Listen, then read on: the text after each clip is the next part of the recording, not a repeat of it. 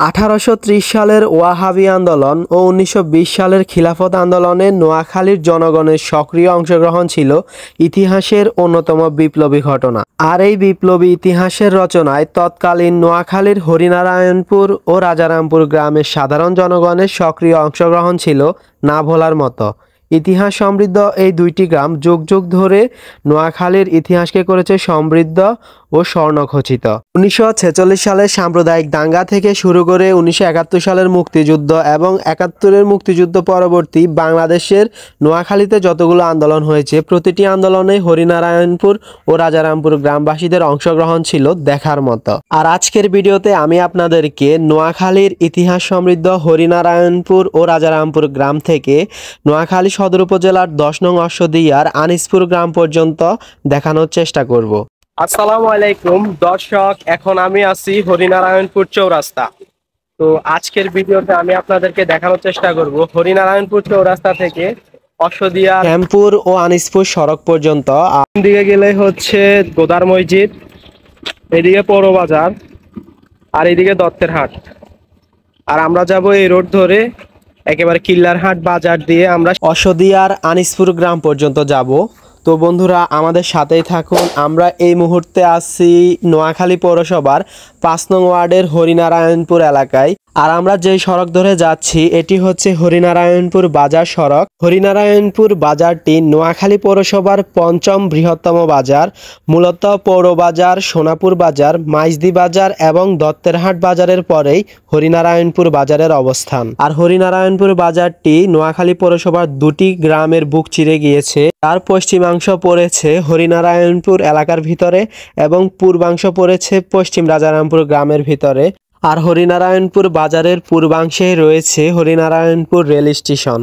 আর এটা হচ্ছে আমার বন্ধু মনিরের দোকান। বন্ধু মনির এখন দোকান বন্ধ করে যাচ্ছে আসরের নামাজ পড়তে। আমরাও গিয়ে আসরের নামাজটা আদায় করব আমাদের রাজারামপুর গ্রামের মসজিদে। আর হাতের ডান পাশে যে সড়কটি দেখতেছেন, এই সড়ক ধরে গেলে আপনি অশ্বদিয়া ইউনিয়নের 3 নং ওয়ার্ডের আইয়ুবপুর গ্রামে যেতে পারবেন। আর আমরা এখন যাচ্ছি সোজা, সামনে হচ্ছে হরিনারায়ণপুর পূর্ব বাজার, অর্থাৎ রেল লাইনের পূর্ব পাশ থেকেই হচ্ছে হরিনারায়ণপুর পূর্ব বাজার এবং পশ্চিম রাজারামপুর গ্রাম। আর পশ্চিম রাজারামপুর ও হরিনারায়ণপুর 2টি গ্রামই কিন্তু পড়েছে নোয়াখালী পৌরসভার 5 নং ওয়ার্ডের ভিতরে। আর পশ্চিম রাজারামপুরের একটি কালভার্ট আছে, কালভার্টের ওখান থেকেই শুরু হবে 4 নং কাদির হানিফ ইউনিয়ন এবং নোয়াখালী পৌরসভা, ওখানে গিয়ে শেষ হবে। তো আমরা এই মুহূর্তে আছি হরিনারায়ণপুর পূর্ব বাজার, পশ্চিম রাজারামপুর গ্রাম, 5 নং ওয়ার্ড, নোয়াখালী পৌরসভা। হরিনারায়ণপুর চৌরাস্তা থেকে রাজারামপুরের কালভার্ট পর্যন্ত সম্পূর্ণ রাস্তাটুকুই হচ্ছে নোয়াখালী পৌরসভার ঢালাই রোড। দর্শক দেখছেন, এটা কিন্তু পৌরসভার রাস্তা, কিন্তু এতটা ভাঙাচোরা আমার মনে হয় এই রাস্তাটা প্রশাসনের দৃষ্টিতে মনে হয় আসে না। এই রাস্তার সাথে ওখানে ইউনিয়নের যে রাস্তাটা 3বার ঠিক করা হয়েছে, অথচ এই রাস্তাটা এখনো ঠিক করা হয়নি। বর্ষার সময় এই রাস্তা দিয়ে একেবারে চলাচলের অযোগ্য হয়ে যায়। আমার মনে হয় নোয়াখালী পৌরসভার 5 নং ওয়ার্ডের কাউন্সিলর ও মেয়র সাহেবের এই রাস্তার দিকে একটু নজর দেওয়া দরকার। আমি ওনাদের কাছে অনুরোধ জানাই এই রাস্তাটি যেন তাড়াতাড়ি ঠিক করে দেয়, কারণ এই রাস্তা ধরে পূর্ব রাজারামপুর, মনপুর, নিত্যানন্দপুর থেকে ছাত্রছাত্রীরা নোয়াখালী উচ্চ বিদ্যালয়, হরিনারায়ণপুর ইউনিয়ন উচ্চ বিদ্যালয়ে যাওয়া আসা করে। আর আমার মনে হয় পৌরসভার এই অংশটুকুর মেরামত করা হলে শিক্ষার্থীদের যাতায়াত একটু সহজ হবে। তো বন্ধুরা, আমরা পশ্চিম রাজারামপুরের কালভার্ট অতিক্রম করে 4 নং কাদির হানিফ ইউনিয়নে প্রবেশ করলাম, অর্থাৎ নোয়াখালী পৌরসভার 5 নং ওয়ার্ডকে চিরবিদায় জানিয়ে 4 নং কাদির হানিফ ইউনিয়নের 9 নং ওয়ার্ডে প্রবেশ করলাম। আর গ্রাম কিন্তু একটাই, 5 নং ওয়ার্ডও পশ্চিম রাজারামপুর, 9 নং ওয়ার্ডও কিন্তু পশ্চিম রাজারামপুর। দর্শক, আজকের পুরো ভিডিও জুড়ে আমি আপনাদেরকে হরিনারায়ণপুর চৌরাস্তা থেকে কিল্লারহাট বাজার অতিক্রম করে আজিজুল্লাহপুর, শ্যামপুর এবং সর্বশেষ আনিসপুর যে সড়কটা আছে, অর্থাৎ দানামিয়ার হাট থেকে যে অশ্বদিয়া গার্লস হাই স্কুল পর্যন্ত যে রোডটা, ওই সড়কের মাথা পর্যন্ত নিয়ে যাব। তো ততক্ষণ পর্যন্ত সবাই ধৈর্য সহকারে ভিডিওটি দেখুন এবং উপভোগ করুন। আর কে কোন এলাকা থেকে, কোন ইউনিয়ন থেকে আমার ভিডিওটি দেখতেছেন অবশ্যই অবশ্যই আমার কমেন্ট বক্সে লিখে জানাবেন।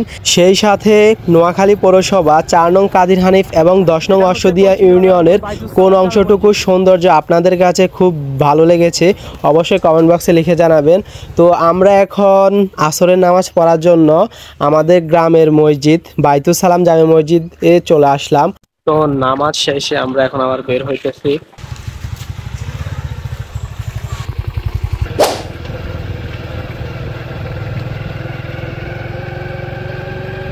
ফেঙ্কু বেরি ভিডিও তুলে ভাইরাল করি দে।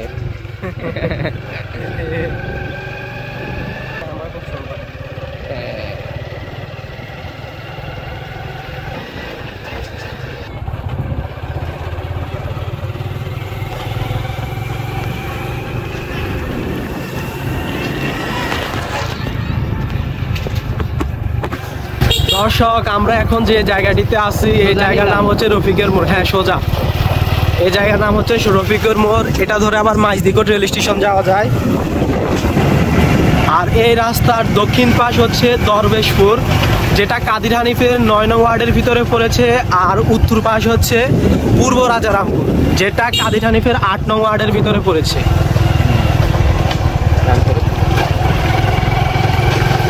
আর রাজারামপুর গ্রাম যেখানে শেষ হবে সেখান থেকে শুরু হবে 10 নং অশ্বদিয়া ইউনিয়ন এবং কাদির হানিফের সমাপ্তি ঘটবে।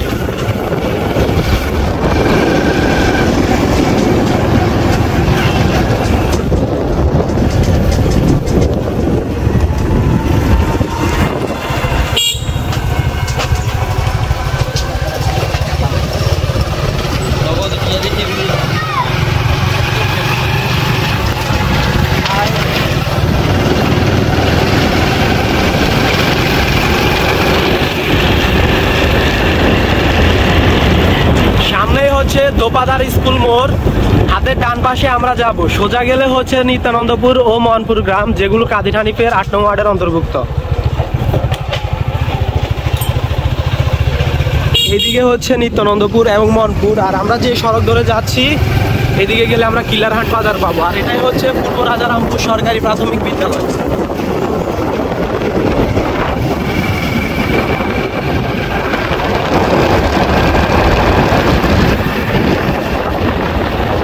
কাদির হানিফের ভিতরে মানে যতটুকু পড়ছে রাস্তার টেন্ডার, ততটুকু রাস্তায় কিন্তু বারবার ঠিক করা হয়। সামনের রাস্তার কন্ডিশন কিন্তু ততটা ভালো না।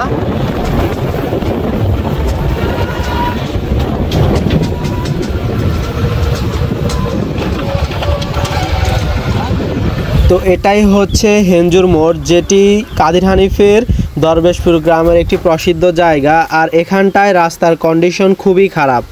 দেখছেন রাস্তা কি পরিমাণ ভাঙা, কত বড় বড় গাতা হয়ে আছে। আর ভরা মৌসুমে বর্ষাকালে এই রাস্তা আরও ভয়াবহ রূপ ধারণ করে। কেন জানি না এই রাস্তাটা ঠিক করা হইতেছে না। এই রাস্তার সাথে 9 নং ওয়ার্ডের রাস্তা বারবার ঠিক করা হয়, অথচ এই রাস্তাটা এখনও মানে ঠিক করা হয় না। আমার মনে হয় অতি শীঘ্রই এই রাস্তাটা ঠিক করা দরকার। এই দিকটা এখনো পূর্ব রাজারামপুর আর এটা হচ্ছে দরবেশপুর।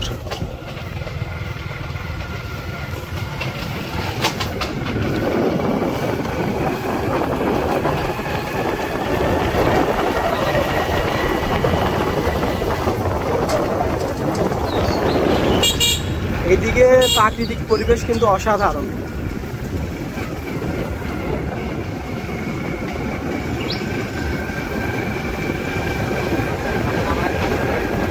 সামনে হচ্ছে টানি খাইন্নার মোড়।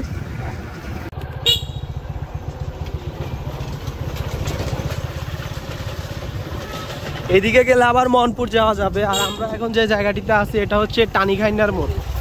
আয় রে মা রে মা। দর্শক টানি খাইন্নার মোড় অতিক্রম করে পূর্ব রাজারামপুরের শেষ সীমানার দিকে যাইতেছি। আর হাতের বা পাশে অর্থাৎ উত্তর পাশটা থাকবে কিন্তু কাদির হানিফের ভিতরে মনপুর, আর দক্ষিণ পাশটা এবং দক্ষিণ পূর্ব দিক থেকে পূর্ব পাশটা পুরাটাই হবে অশ্বদিয়া লালানগর। দরবেশপুর ও পশ্চিম পূর্ব রাজারামপুর গ্রামে সমাপ্ত। আবার এদিকটা কাদির হানিফ আর এদিকটা হচ্ছে লালানগর গ্রাম। দর্শক আমরা এই মুহূর্তে আছি 10 নং অশ্বদিয়া ইউনিয়নের 5 নং ওয়ার্ডের লালানগর গ্রামে। সামনে হচ্ছে কিল্লারহাট সেতু। বা কিল্লারহাট ব্রিজ।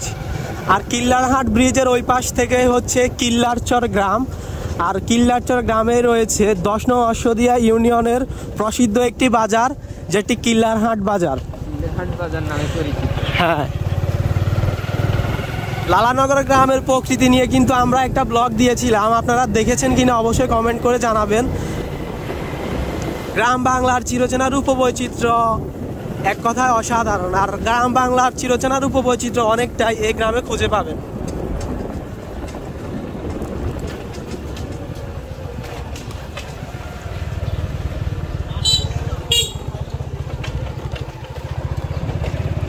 তো আমরা এখন আসছি কিল্লারহাট ব্রিজের উপর। এটা নোয়াখালী খাল। খালের ওই পাশ লালানগর, এই পাশ কিল্লারচর। তো আমরা আছি এখন 5 নং ওয়ার্ডের কিল্লারচর গ্রামে। এখানেও রাস্তাটা হালকা মেরামত করা দরকার। আর এত বড় একটা বাজার, আমার মনে হয় রাস্তাটা বাজার হিসাবে অনেক সরু। রাস্তাটা যদি আরো চওড়া করা যেত তাহলে আরো ভালো হতো।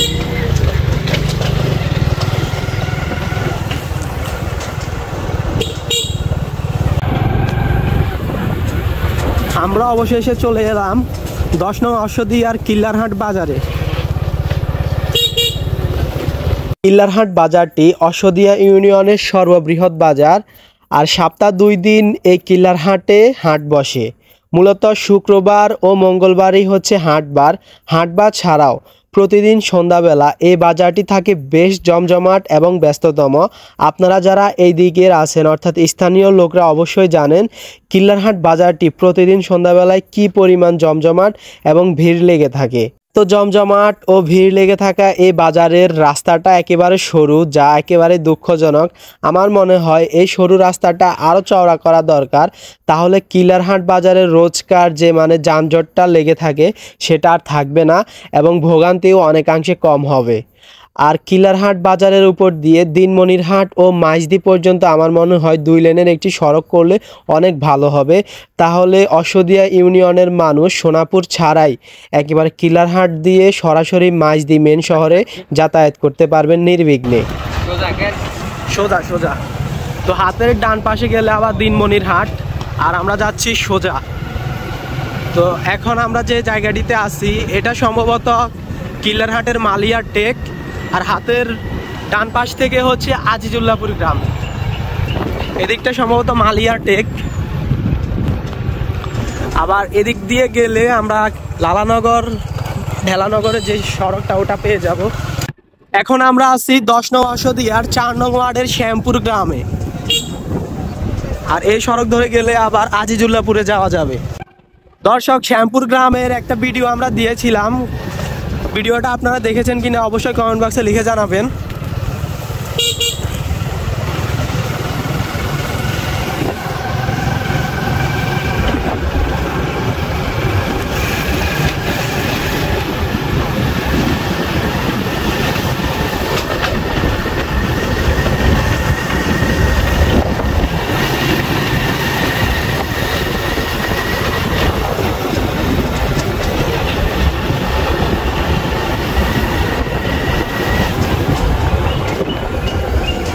এই সেই শ্যামপুর খাল, যে খালের সৌন্দর্য অশ্বদিয়ার ব্লগে আপনারা দেখেছেন।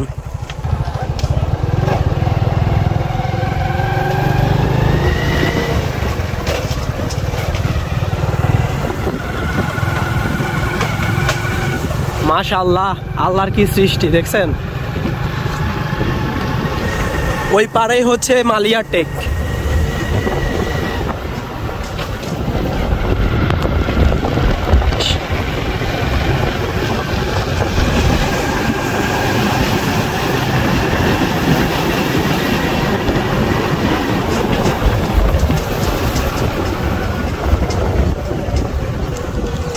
এই সেই সূর্যমুখী বাগান, যেটা আমরা কিছুদিন আগে একটা শর্ট ভিডিওতে দিয়েছিলাম।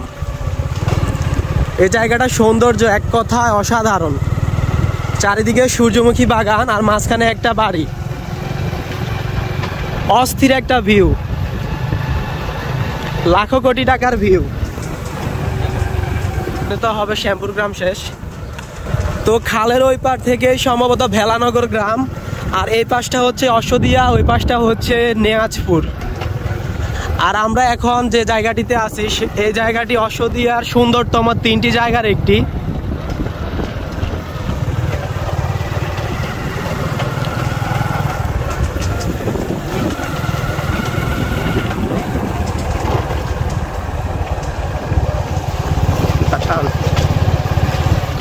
তো বন্ধুরা, দেখতে দেখতে আমরা ভিডিও শেষ পর্যায়ে চলে এসেছি। আর আমরা এখন যে জায়গায় আছি এই জায়গাটি হচ্ছে আনিসপুর, যেটি অশ্বদিয়ার 6 নং ওয়ার্ডের অন্তর্ভুক্ত।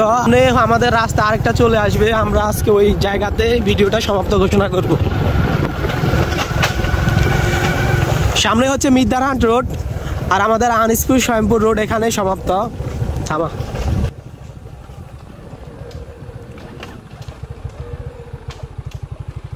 আমরা এখন যে জায়গাটিতে দাঁড়ানো আছি এটি হচ্ছে আনিসপুর, যেটি 10 নং অশ্বদিয়ার 6 নং ওয়ার্ডের ভিতরে পড়েছে। আর আমরা এসেছিলাম এই সড়ক ধরে। আর আমাদের এই 3 রাস্তার মোড়ের এই দিকটা হচ্ছে আপনার অশ্বদিয়া ইউনিয়নে গিয়ে মিশেছে অশ্বদিয়া গার্লস স্কুল অ্যান্ড কলেজের ওখানে গিয়ে, আর এদিকটা গিয়ে মিশেছে আপনার দানামিয়ার হাট ওই দিকটায় আর কি। তো এতক্ষণ ধরে সম্পূর্ণ ভিডিও দেখার জন্য সবাইকে অনেক ধন্যবাদ। তো এই ছিল আজকের ভিডিও। দেখা হচ্ছে নতুন কোনো ভিডিওতে, নতুন কোনো স্থান অথবা জায়গা নিয়ে। ততক্ষণ পর্যন্ত সবাই ভালো থাকুন, সুস্থ থাকুন। আল্লাহ হাফেজ।